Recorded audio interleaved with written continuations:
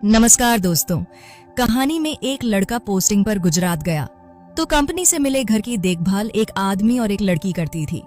नरेश का अपना कोई नहीं था। जैसे तैसे करके उसने पढ़ाई पूरी की। नरेश की अभी शादी नहीं हुई। पहली पोस्टिंग गुजरात में मिली। सूरत इलाके में उसकी कंपनी को वेयर हाउस बनाना है। बस उसकी कार्य को शुरू करने के लिए कंपनी ने उसकी पोस्टिंग यहाँ की है। नरेश गुजरात एयरपोर्ट से टैक्सी लेकर शहर से बाहर बने कंपनी के गेस्ट हाउस में पहुंचा। वह एक फार्म हाउस के अंदर बनी एक बहुत बड़ा बंगला था। वहां केवल एक चौकीदार बाहर बने क्वार्टर में रहता था। चौकीदार गाड़ी की आवाज सुनकर बाहर आया और नरेश को नमस्ते करके उसका सामान लेकर अंदर चला गया। कंपनी की साइड पास में ही थी तो नरेश बिना रुके चौकीदार को साथ लेकर उसी टैक्सी से साइड पर चला गया। साइट पर काम तो बंद था, पर कंपनी का एक स्टाफ और ठेकेदार मौजूद थे। कंपनी का दबाव था कि काम तेजी से शुरू किया जाए, तो उसी के मद्देनजर नरेश ने सारी प्लानिंग ठेकेदार से करी। नरेश को बड़ी बोरियत सी हो रही थी। काम कुछ विशेष था नहीं करने को। उसने चौकीदार को कुछ रुपए दिए कि वह घरवाली से पूछकर चाय नाश्ते का और कुछ रसोई का सामान लाकर रख दे। उसे बाहर का खाना पसंद नहीं, तो केवल दिन का खाना होटल से आएगा और रात को वह घर पर ही खाएगा। तभी चौकीदार ने सामान से बचे थोड़े रुपए नरेश को लौटना चाहा, तो नरेश ने यह उसे ही दे दिए। तुम इनाम समझकर रख लो। चौकीदार की बांझ खिल गई। उसने अपनी घरवाली को आवाज देकर कहा, साहब का खाना गर्म कर दो। चौकीदार की बीवी को देखकर नरेश आश्चर्यचकित हो गया। कहाँ वह बूढ़ा चौकीदार, कहाँ? और उसकी पत्नी तो बहुत ही सुंदर थी। नरेश ये सोचता रह गया कि चौकीदार का कम से कम दोगुना उम्र होगा। चौकीदार दूर नीचे बैठा बस गंदे दांत निकालकर मुस्कुरा रहा था। उसके मन ही मन लड्डू फूट रहे थे कि आज रात पीने का जुगाड़ साहब ने कर दिया। अब आज उसे अपनी पत्नी से भीख नहीं मांगनी पड़ेगी। सुमन ने नरेश को कॉफी देते हुए पूछा कि रात को क्या खाएंगे, बता दे ताकि वह बाजार से सामान ले आए। सुमन ने फिर अपने पति से कहा, मैं बाजार जाकर सामान ले आती हूँ। तो उसने कहा, तुम यहीं रुको, हमें बता दो, हम लाकर दे देते हैं। नरेश ने सुमन को रुपए दे दिए ताकि रसोई का सामान तुम अपनी मर्जी से मंगाती रहना और जब रुपए खत्म हो जाए तब और ले लेना। सुमन बहुत खुश हो गई। इतना विश्वास उसे 2 साल बाद किसी से मिला। उसने अपने पति को लिस्ट बनाकर दे दी और उसे सख्ती से कहा, इन पैसों का मुझे हिसाब देना, अपनी दारू मत ले आना इनसे। तो उसका पति हंसते हुए बोला, उसका इंतजाम तो साहब ने पहले ही कर दिया है। नरेश ने सुमन से पूछा, क्या तुम्हारा पति रोज पीता है? और तुम इतनी सभ्य और साफ सुथरी इसके घर कैसे आ गई? सुमन धीरे से बोली, साहब नसीब में जो लिखा होता है वही मिलता है। उसकी आवाज भराई थी। नरेश ने उसे प्यार से कहा, मेरा मकसद तुम्हारा दिल दुखाने का नहीं था, बस ऐसे ही पूछ लिया। सुमन वहीं नीचे बैठ गई। नरेश ने उससे बहुत कहा कि कुर्सी पर बैठ जाओ, पर वो नहीं बैठी। कहने लगी, साहब इबादत छूट गई।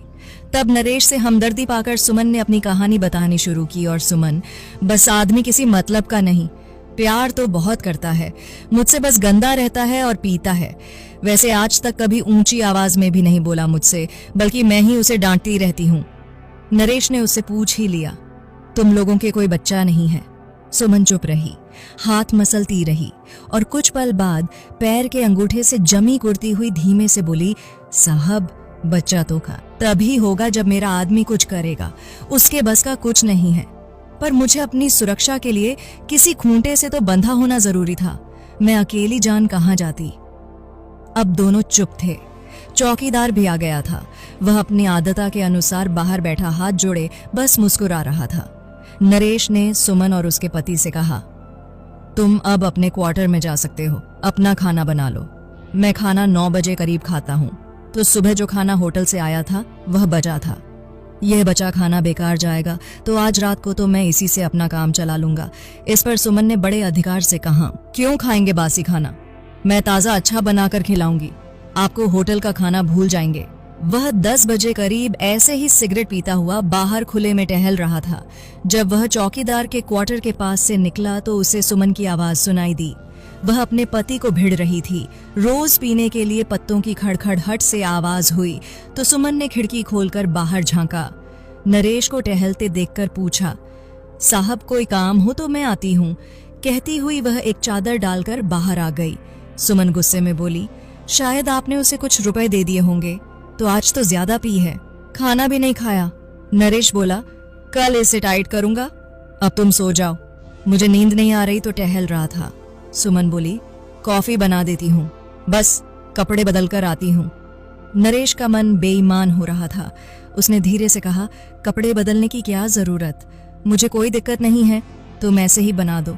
सुमन की चादर उलझ रही थी तो नरेश ने उससे कहा, मुझे कोई फर्क नहीं पड़ता, तुम चाहो तो चादर हटाकर आराम से बना लो, कॉफी मैं रूम में हूँ। तब नरेश ने किसी बहाने से अंदर झांका तो सुमन किसी स्कूल की लड़की जैसी लग रही थी। नरेश का मन डोल गया, पर उसने अपने मन को समझाया कि यह गलत है। नरेश ने उससे पूछा, तुम्हारी कॉफी कहाँ है? सुमन खुश थी। इसी तरह 101 दिन निकल गए। एक दिन नरेश की आंख खुली तो देखा सुमन सफाई कर चुकी है और हर्ष बाहर लॉन में बैठ गया। सुमन उसे चाय पकड़ाती हुई बोली, साहब अब होटल का खाना मत मंगाइए, मैं बहुत बढ़िया खाना बनाकर भेज दिया करूंगी। नरेश ने हंसते हुए चौकीदार से कहा, तुम्हें इतनी अच्छी बीवी कहाँ से मिली? नरेश ने उससे कहा, अब तुम शराब छोड़ दो वरना नौकरी खत्म। मैं सुमन को रख लूंगा तुम्हारी जगह पर, फिर तुम घर का चौका बर्तन करना। नरेश कमरे में जाकर दोबारा लेट गया। थोड़ी देर में बाथरूम में आहट हुई। सुमन नहाने आ गई थी। नरेश के कमरे की लाइट बंद थी। उसे बाथरूम के किनारे से एक झिरी से रोशनी आती दिखाई दी। नरेश का मन डोल रहा था। वह दबे पांव उठा और झिरी से झांका, पर उसके संस्कारों ने उसे ऐसा नहीं करने दिया। वह चाहता था कि पहल सुमन ही करें। नरेश और नजदीक हुआ, दरवाजा के तो टकरा गया। अंदर से सुमन की आवाज आई, साहब बस निकल रही हूँ। नरेश दरवाजे से दूर हटा और दबे पांव वापस बिस्तर पर आंख बंद करके लेट गया। फिर नरेश उठकर वर्कआउट करने चला गया। उसने निगाह घुमाई तो देखा सुमन उसे मुस्कुराते हुए घूर रही थी। सुमन ने बड़े अपनेपन से कहा, आप टी शर्ट पहन लीजिए वरना यह गुलाबी ठंड है, नुकसान कर देगी। चाय पीकर नरेश नहाने चला गया। उसने अपने मोबाइल का वीडियो कैमरा चालू किया और उसको बाथरूम के दरवाजे की ओर करके छिपा कर रख दिया और चला गया। नहाने नहाते समय उसे ऐसा लगा कि दरवाजे के पास कोई है। दरवाजे के पास ऐसी आहट हुई कि कोई टकराया। नरेश ने पूछा, कौन है? तो सुमन की घबराहट की आवाज आई, साहब हम सफाई कर रहे हैं। नरेश ने सोचा कि सफाई तो इसने सुबह ही कर ली थी। नरेश ने सबसे पहले मोबाइल चेक किया तो उसकी बाहें खिल गईं। यह देखकर कि सुमन पूरे समय झिरी में आंख गड़ाए उसे नहाते देखती रहती थी। आग दोनों ओर लगी थी, बस देर पहल की थी। नरेश ने बालों में तेल लगाते हुए सुमन को आवाज दी। सुमन आई। इसे देखकर फट से नरेश ने बड़े सहज स्वभाव से कहा कि उसके गारमेंट्स कहाँ रख दिए। सुमन हंसती हुई बोली, साहब अलमारी की दराज में ही तो रखे हैं। सुमन ने उसके कपड़े बेड पर रखकर जाने लगी तो नरेश से टकरा गई। दोनों के मुंह से सॉरी निकला, पर नरेश ने उसे बाहों में थाम लिया। सुमन ने कोई प्रतिरोध नहीं किया, बस नजरें झुका ली। सुमन को इस समय देखकर कोई नहीं कह सकता था कि वह चौकीदार की बीवी है। उसने नरेश से कसमसाते हुए बोली, साहब ये ठीक नहीं है, आप कहाँ